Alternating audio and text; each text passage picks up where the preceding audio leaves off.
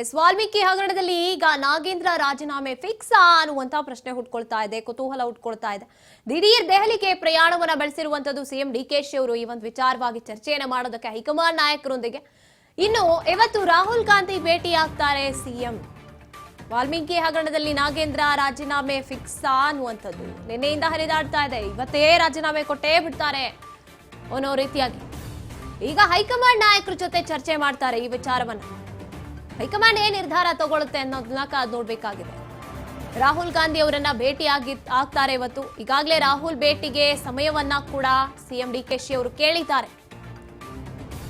ಮಧ್ಯಾಹ್ನ 12 ಗಂಟೆಗೆ ರಾಹುಲ್ ಗಾಂಧಿಯನ್ನ ಭೇಟಿಯಾಗುವಂತ ಸಾಧ್ಯತೆ ಇರುವಂತದ್ದು. ವಾಲ್ಮೀಕಿ ಹಗರಣದಲ್ಲಿ ಹಾಗಿದ್ರೆ ವಿಪಕ್ಷಗಳು ಹೋರಾಟ ಮಾಡ್ತಾ ಇರುವಂತದ್ದು, ಪ್ರತಿಭಟನೆ ಮಾಡ್ತಾ ಇರುವಂತದ್ದು ಸಕ್ಸಸ್ ಆಗುತ್ತಾ? ರಾಜೀನಾಮೆ ನೀಡೇ ಬಿಡ್ತಾರಾ?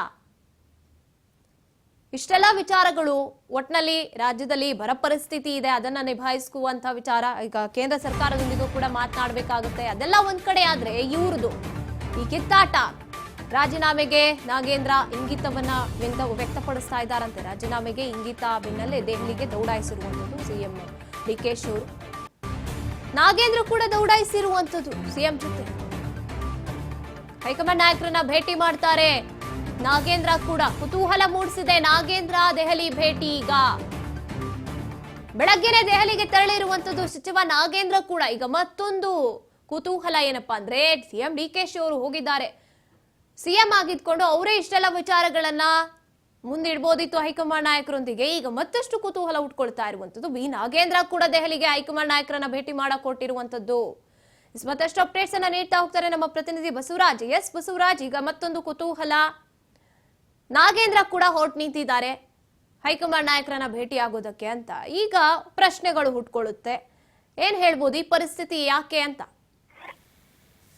ಗಾಯತ್ರಿ, ಈಗಾಗಲೇ ನಾಗೇಂದ್ರ ಅವರ ರಾಜೀನಾಮೆ ವಿಚಾರಕ್ಕೆ ಸಂಬಂಧಪಟ್ಟಂತೆ ನಿನ್ನೆಯಿಂದಲೂ ಕೂಡ ಚರ್ಚೆ ಕೂಡ ಆಗ್ತಾ ಇದೆ. ನಾಗೇಂದ್ರ ಅವರೇ ಡಿ ಕೆ ಶಿವಕುಮಾರ್ ಅವರಿಗೆ ಕರೆ ಮಾಡಿ ಒಂದು ರಾಜೀನಾಮೆ ಕೊಡುವಂತಹ ಇಂಗಿತವನ್ನ ವ್ಯಕ್ತಪಡಿಸಿದ್ದಾರೆ ಅನ್ನುವಂಥದ್ದು ಕೂಡ ಮಾಹಿತಿ ಕೂಡ ಸಿಕ್ಕಿರ್ತಕ್ಕಂಥದ್ದು.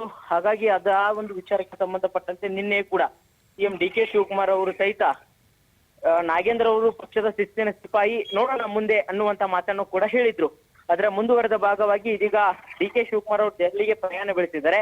ಅದರ ಜೊತೆಗೆ ನಾಗೇಂದ್ರ ಅವರು ಸಹಿತ ದೆಹಲಿಗೆ ಪ್ರಯಾಣ ಬೆಳೆಸಿರ್ತಕ್ಕಂಥದ್ದು ಬಹಳ ಕುತೂಹಲಕ್ಕೆ ಎಡೆ ಮಾಡಿಕೊಡ್ತಾ ಇದೆ. ಈಗಾಗಲೇ ಬಿಜೆಪಿಯ ನಾಯಕರು ಪಾದಯಾತ್ರೆಯನ್ನು ಕೂಡ ಮಾಡ್ತಾ ಇದ್ರೆ ನಾಗೇಂದ್ರ ಅವರ ರಾಜೀನಾಮೆಗೆ ಆಗ್ರಹಿಸಿ. ಇದು ಪಕ್ಷಕ್ಕೆ ಮತ್ತು ಸರ್ಕಾರಕ್ಕೆ ಒಂದು ಮುಜುಗರ ತರುವಂತಹ ನಿಟ್ಟಿನಲ್ಲಿ ಆಗುತ್ತೆ. ಹಾಗಾಗಿ ನಾನೇ ಸ್ವ ಇಚ್ಛೆಯಿಂದ ಕೂಡ ರಾಜೀನಾಮೆ ಕೊಡ್ತೇನೆ ಅನ್ನುವಂತಹ ಇಂಗಿತವನ್ನ ನಾಗೇಂದ್ರ ಅವರು ವ್ಯಕ್ತಪಡಿಸಿದ್ದಾರೆ ಅನ್ನುವಂಥದ್ದು. ಅದನ್ನ ಹೈಕಮಾಂಡ್ ಮಟ್ಟದಲ್ಲಿ ಕೂಡ ಚರ್ಚೆ ನಡೆಸಿ ಮುಂದಿನ ತೀರ್ಮಾನ ತೆಗೆದುಕೊಳ್ಬೇಕು ಅನ್ನುವಂತ ಲೆಕ್ಕಾಚಾರದಲ್ಲಿದ್ದಾರೆ.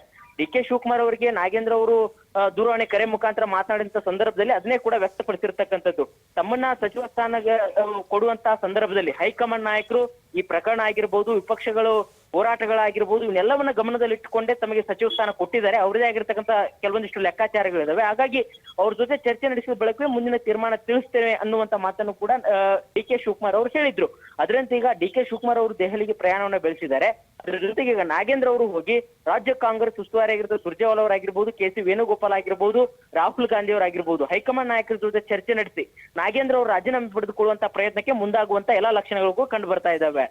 ಗಾಯತ್ರಿ, ಹಾಗಿದ್ರೆ ಈಗ ರಾಜೀನಾಮೆ ಒಟ್ನಲ್ಲಿ ಅವರು ಮುಜುಗರ ಆಗ್ತಾ ಇದೆ ಪಕ್ಷಕ್ಕೆ ಅಂತ ಹೇಳಿದ್ದೆಲ್ಲವೂ ಕೂಡ ಸತ್ಯ ಅಂತ ಗೊತ್ತಾಗ್ತಾ ಇದೆ. ಅಂದ್ರೆ ನಿನ್ನೆ ಅವರು ಒಂದ್ ಕಡೆ ಹೇಳಿರ್ತಾರೆ, ಅದೆಲ್ಲ ಕೂಡ ಸತ್ಯಕ್ಕೆ ದೂರವಾಗಿರುವಂತದ್ದು, ನಾನು ರಾಜೀನಾಮೆ ನೀಡೋದಿಲ್ಲ ಅಂತ. ಈಗ ಈ ಒಂದು ಡೆವಲಪ್ಮೆಂಟ್ ಮತ್ತಷ್ಟು ಕುತೂಹಲ ಉಂಟು ಮಾಡ್ತಾ ಇದೆ. ಜೊತೆಗೆ ಹೈಕಮಾಂಡ್ ನಾಯಕರು ಒಬ್ಬ ಸಚಿವನನ್ನಾಗಿ ಇವರನ್ನ ಆಯ್ಕೆ ಮಾಡಿದ್ದಾರೆ ಅಂದಾಗ ಅವರು ಒಂದು ಸ್ಟ್ರಾಟಜಿ ಬಳಸಿರ್ತಾರೆ. ಇಲ್ಲಿ ಒಂದ್ ರೀತಿಯಾಗಿ ಹೈಕಮಾಂಡ್ ನಿರ್ಧಾರವೇ ಸೋಲುತ್ತಾ ಅಂತ ಈಗ ರಾಜೀನಾಮೆಗೆ ಒಪ್ಕೊಂಡ್ಬಿಟ್ರೆ? ಖಂಡಿತ ಇದ್ರಿ. ಈಗ ಹೈಕಮಾಂಡ್ ನಾಯಕರು ಸಚಿವ ಸ್ಥಾನ ಕೊಡುವಂತ ಸಂದರ್ಭದಲ್ಲಿ ಕೂಡ ಅಳದು ತೂಗಿ ಕೆಲವೊಂದು ಲೆಕ್ಕಾಚಾರದಲ್ಲಿ ಕೂಡ ಸಚಿವ ಸ್ಥಾನ ಕೊಟ್ಟಿದ್ದಾರೆ. ಆದ್ರೆ ಇದೀಗ ವಿಪಕ್ಷಗಳು ದೊಡ್ಡ ಮಟ್ಟದಲ್ಲಿ ಇದೇ ಒಂದು ವಿಚಾರವನ್ನ ಇಟ್ಟುಕೊಂಡು ಸರ್ಕಾರವನ್ನ ಕಟ್ಟಿ ಹಾಕುವಂತ ಪ್ರಯತ್ನಕ್ಕೆ ಹೋಗ್ತಾ ಇದೆ. ಮತ್ತೆ ಇಡೀ ಕಾಂಗ್ರೆಸ್ ಸರ್ಕಾರವೇ ಒಂದು ದಲಿತ ವಿರೋಧಿ, ದಲಿತರ ದುಡ್ಡು ತಿಂದಿರತಕ್ಕಂತ ಸರ್ಕಾರ ಅನ್ನುವಂತ ನಿಟ್ಟಿನಲ್ಲಿ ಕೂಡ ಬಿಂಬಿಸುವಂತ ಪ್ರಯತ್ನವನ್ನ ಇಡೀ ರಾಜ್ಯಾದ್ಯಂತ ಮಾಡ್ಲಿಕ್ಕೆ ಈಗಾಗಲೇ ಪಾದಯಾತ್ರೆಯನ್ನು ಕೂಡ ಹಮ್ಮಿಕೊಂಡಿದೆ.